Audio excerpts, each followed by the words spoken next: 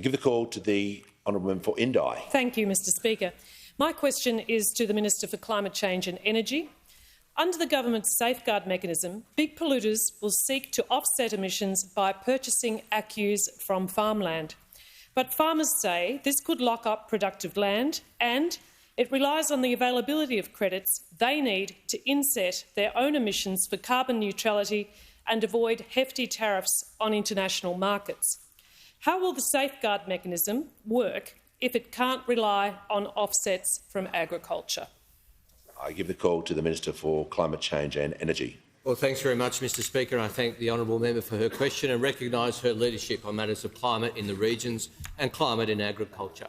And the honourable member asked a number of very important questions. Firstly, in relation to the safeguard mechanism, and there has been a debate across the public sphere in recent days and weeks about the use of offsets, and where the government has proposed such an ambitious scheme to see 4.9% reduction in emissions each and every year, it is appropriate that we provide flexibility to businesses as to how to do that, and offsets are a very important part of that. Offsets are the net in net zero, which all parties are effectively committed to or meant to be committed to, and agricultural offsets play a very important role as well. So, in relation to safeguards mechanism, that is an important degree of flexibility for big industrial emitters. And of course there'll be a debate in this parliament when the bill comes forward for a vote, and there'll be one in the other House, and when I issue the appropriate regulations. And I've interacted with some members of the crossbench and happy to have further interactions with them about the issues.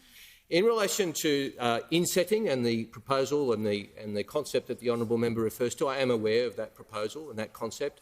National Farmers Federation is interested in it, Farmers for Climate Action are interested in it, and it is a concept which has been consulted on by Climate Active, and it is one of the options available to farmers potentially going forward.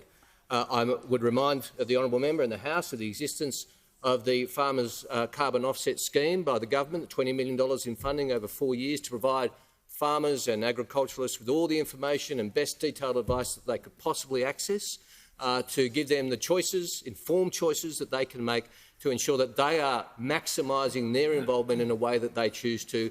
I'm aware of the honourable member's concerns about some misinformation that's common in agricultural areas about some of the benefits of carbon credits as opposed to some of the risks. And farmers should be able to make those choices themselves, but in a fully informed way. And I'm more than happy to engage further with the honourable member about any sensible suggestions she might choose to make in this area.